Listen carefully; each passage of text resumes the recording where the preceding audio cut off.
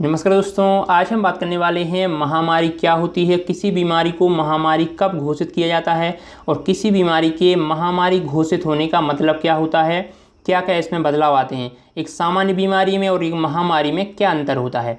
इसके साथ ही हम आपको बताने वाले हैं जो महामारी एक्ट है 1897, जो 1897 में एक महामारी एक्ट बना था, उसके बारे में भी हम आपको आज बताने वाले हैं। ये एक्ट क्या है, इसके क्या क्या प्रावधान हैं और इसी एक्ट के तहत ब्लैक फंगस को महामारी घोषित किया गया है। भारत के 14 राज्यों ने ब्लैक फंगस को महामारी घोषित कर दिया गया है।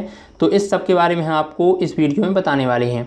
सबसे पहले बात कर लेते हैं महामारी होती क्या है। जब कोई बीमारी एक व्यक्ति से दूसरे व्यक्ति में फैलने लगती है, यानी कि एक व्यक्ति से दूसरे व्यक्ति को संक्रमित करने लगती है, इसके साथ ही उस बीमारी के द्वारा होने वाली मौतों, इन्फेक्शन तथा प्रभावित देशों की संख्या के आधार पर उस बीमारी को महामारी घोषित किया जाता है। ठीक है, जब कोई बीमारी एक व्यक्ति से दूसरे व्यक्ति में फैलने लगती है तथा उसके द्वारा होने वाली मौतों के आधार पर या उसके फैलने के आधार पर उस बीमारी को महामारी घोषित किया जाता है। जब कोई बीमारी विश्व में फैलती है तो उसका फैसला WHO यानी कि विश्व स्वास्थ्य संगठन लेता है।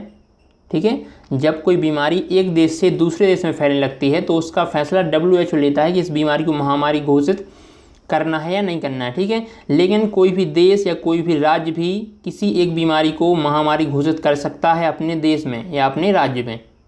ठीक है, कोरोना या ब्लैक फंगस से पहले भी बहुत सी बीमारियां हैं जिन्हें महामारी घोषित किया जा चुका है, जैसे कि चेचक, ठीक है, चेचक, हैजा, प्लेग, ये ऐसी बीमारी हैं जिन्हें पहले भी महामारी घोषित किया जा चुका है। ठीक है, ये पहले की बीमारी हैं जिन्हें महामारी घोषित किया गया था। अब हम आपको बताने वाले हैं कि किसी एक बीमारी की महामारी घोषित होने के बाद क्या क्या बदलाव आते हैं। ठीक है, क्या क्या बदलाव हो जाते हैं और क्या अंतर रहता है एक सामान्य बीमारी में और एक महामारी में। सामान्य बीमारी का ये रहता है कि कहीं भी आप इलाज करवाएं, कहीं भी आपकी दवा दारू जो भी हो रही है तो उसका कोई रिकॉर्ड नहीं रखा जाता है कि आप इस टाइम पे भर्ती हुए, ये आपका इलाज चल रहा है, ये हमने आपको दवाएं दी। तो सामान्य बीमारी में ये होता है। लेकिन एक महामारी में ये होता है कि जब किसी बीमारी को महामारी घोषित कर दिया जाता है तो पूरे विश्व को उस बीमारी से खतरा होता है, यानी कि पूरे विश्व में उसके फैलने का डर रहता है। स्वास्थ्य विभाग को इससे संबंधित सारी तैयारियां करनी पड़ती हैं। उस देश के स्वास्थ्य विभाग को उस बीमारी से संबंधित सारी तैयारियां करनी पड़ती हैं। ठीक है, अपने अस्पतालों की तैयारियां, दवाओं का स्टॉक, इन सारी चीज़ों की जिम्मेदारी सरकार के द्वारा होती है। ठीक है, स्वास्थ्य विभाग की होती है। जैसे भारत में ब्लैक फंगस को महामारी घोषित कर दिया गया है तो इसका मतलब ये है कि अब चाहे वो प्राइवेट अस्पताल हो या सरकारी अस्पताल हो, हर अस्पताल को जो भारत का ICMR है, यानी कि Indian council of medical research, यानी कि भारतीय आयुर्विज्ञान संस्थान परिषद, अनुसंधान परिषद, ठीक है, भारतीय आयुर्विज्ञान अनुसंधान परिषद है, उसकी जो गाइडलाइन रहेंगी उसी के अनुसार अस्पतालों को इलाज करना पड़ेगा, जांच करनी पड़ेगी। ठीक है, मतलब इसकी गाइडलाइन के अलावा आप कोई भी दवा या कोई भी इलाज नहीं कर सकते हैं। इसी के गाइडलाइन के अनुसार हर अस्पताल को चलना होगा उस बीमारी के लिए। ठीक है, कोई भी राज्य है उसकी सीमा के अंदर सभी अस्पतालों को जो भी स्क्रीनिंग होगी उस बीमारी की, डायग्नोसिस और मैनेजमेंट की जो सारी गाइडलाइन हैं उसको पालन करना होगा।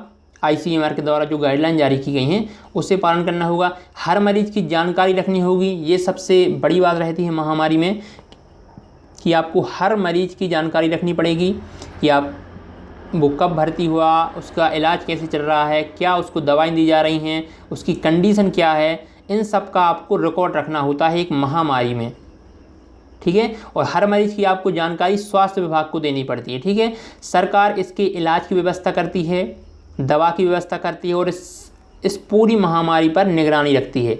सरकार का काम ये रहता है कि जब भी कोई महामारी घोषित हो जाती है तो उस महामारी को पूरी तरीके से उसकी दवा, उसके इलाज और सारी व्यवस्थाएं जो रहती हैं, अस्पतालों की व्यवस्था, तो ये सारी चीज़ें सरकार को करनी पड़ती हैं। ठीक है, अब हम आपको बताने वाले हैं महामारी एक्ट 1897 के बारे में, ठीक है। जो महामारी रोग अधिनियम है 1897, वो क्या है उसके बारे में हम आपको बता दें। ये उस टाइम पर लाया गया था जब भारत में अंग्रेज़ों का शासन था, अंग्रेजी हुकूमत थी। इसका उद्देश्य ये था कि जो खतरनाक बीमारियां हैं, जो संक्रामक बीमारियां हैं, उन पर अंकुश लगाना और इसके साथ ही स्वास्थ्य व्यवस्था को बेहतर से बेहतर बनाना, ठीक है। 1897 में ये इसलिए लाया गया था ताकि जो महामारियां हैं, जो बहुत ही खतरनाक बीमारियां हैं, उनको कंट्रोल में किया जा सके, उन पर अंकुश लगाया जा सके और इसके साथ ही जो स्वास्थ्य व्यवस्था है भारत की, उसे भी अच्छा बनाया जा सके। इस अधिनियम में दंड की व्यवस्था है, ठीक है। दंड ऐसा कि अगर कोई अस्पताल या कोई व्यक्ति जो सरकार के नियम हैं, जो इस अधिनियम के तहत जो नियम बनाए गए हैं, उसकी अवहेलना करता है, उसको नहीं मानता है, तो इस अधिनियम के द्वारा उसे दंड भी दिया जा सकता है, ठीक है। भारत का जो आईपीसी है, भारत की जो दंड संहिता है, उसके 108 आईपीसी की धारा 188 के तहत किसी भी व्यक्ति को दंड दिया जा सकता है अगर वो इस कानून की अवहेलना करता है। 1897 का जो महामारी रोग अधिनियम है उसकी अवहेलना करता है, मतलब सरकार की गाइडलाइन का पालन नहीं करता है, तो आईपीसी की धारा 188 के तहत उसे दंड दिया जा सकता है, सज़ा दी जा सकती है, ठीक है। इसके अलावा 1897 के जो अधिनियम है उसके द्वारा लोगों की निगरानी करना सबसे बड़ा काम है, ठीक है। इसका एक जो प्रारूप है, जो एक उद्देश्य है 1897 के अधिनियम का, वो ये है कि जब भी कोई महामारी घोषित होती है तो आपको सभी लोगों की निगरानी करनी पड़ती है। ख़ास तौर पर रेलवे हो गया, बसें हो गई, या सार्वजनिक स्थानों पर जो लोग घूम रहे हैं उनकी आपको निगरानी रखनी पड़ती है। संक्रमित व्यक्ति के पूरे इलाज की जिम्मेदारी सरकार की रहती है, ठीक है। जो भी महामारी में संक्रमित हो गया है तो उसके रहने की, उसके भर्ती होने की या उसकी जो सारी जिम्मेदारी रहती हैं वो सरकार की रहती हैं, ठीक है। अगर कोई दिक्कत होती है, जैसे दवाओं की कमी हो जाती है या टीके की व्यवस्था नहीं होती है, तो ये सारी जिम्मेदारी सरकार की रहती है। सरकार की जिम्मेदारी रहती है कि व्यक्ति को टीके उपलब्ध कराए जाएं, दवाओं की व्यवस्था करवाई जाए, ये सारी जिम्मेदारी सरकार की रहती है। महामारी के दौरान सोशल डिस्टेंसिंग बहुत ज़्यादा ज़रूरी रहती है। इसी एक्ट में कहा गया है कि सोशल डिस्टेंसिंग बहुत ही ज़्यादा ज़रूरी है, ठीक है। और सभी प्राइवेट व सरकारी अस्पतालों को पूरी जानकारी स्वास्थ्य विभाग को देना बहुत ही ज़्यादा ज़रूरी है। इस एक्ट में एक प्रावधान ये भी है कि जो सारी महामारी के दौरान जितनी भी ज़रूरी जानकारी है वो आपको स्वास्थ्य विभाग को देना अनिवार्य है। आशा है कि आपको ये वीडियो पसंद आया होगा। अगर वीडियो आपको पसंद आया है तो प्लीज़ वीडियो को लाइक ज़रूर करें, चैनल को सब्सक्राइब